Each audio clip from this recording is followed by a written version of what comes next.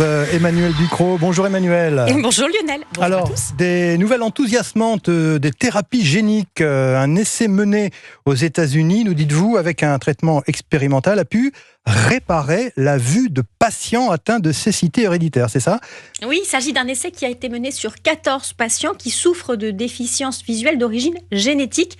C'est un essai qui a été mené par l'Institut de génomique oculaire de Massachusetts et par des chercheurs de plusieurs grandes universités, dont la faculté de médecine de Harvard. Les résultats sont intéressants parce qu'il y a eu une amélioration significative de la vision de la plupart des patients après 3 mois, sans effet secondaire grave. Des patients qui ne voyaient pas du tout ont pu, par exemple, distinguer des couleurs ou des lumières. Et comment ça marche ? Pardonnez-moi. Comment ça marche, Emmanuel ? Pardonnez-moi. Les chercheurs ont utilisé une technique dont je vous parle assez souvent ici, celle de l'édition du génome avec des ciseaux moléculaires CRISPR-Cas9. C'est une technique qui a valu un prix Nobel à 2 chercheuses, dont une française, Emmanuelle Charpentier, et donc à sa collègue Jennifer Doudna, une américaine. C'était en 2020.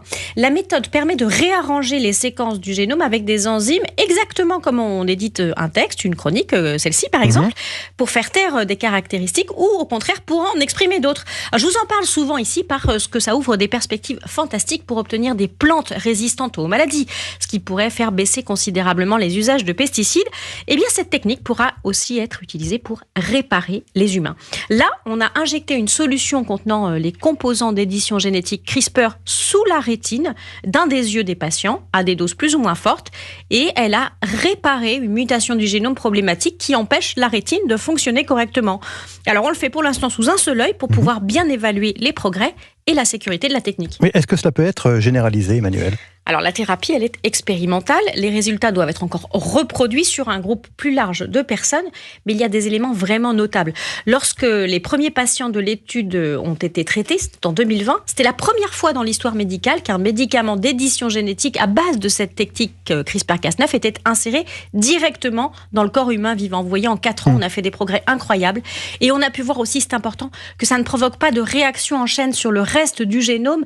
C'était une crainte. C'est en fait parfaitement ciblé. Mais dites-moi, j'ai l'impression que ça ouvre des horizons fantastiques, non ? Ah oui, alors les chercheurs préviennent que ça n'est pas encore la panacée en l'état actuel des choses, mais la technique progressera encore et elle va maintenant être testée pour devenir un médicament homologué. Les dégénérescences rétiniennes héréditaires sont l'une des principales causes de cécité dans le monde. Alors effectivement, ça ouvre des espoirs extraordinaires. Mais au-delà de ça, avec ces techniques qui sont souples, qui sont légères, qui sont rapides et qui sont peu chères, ce sont des centaines de maladies génétiques rares, orphelines, qui pourront trouver des traitements à l'avenir. Passionnant. Merci Emmanuel Ducrot.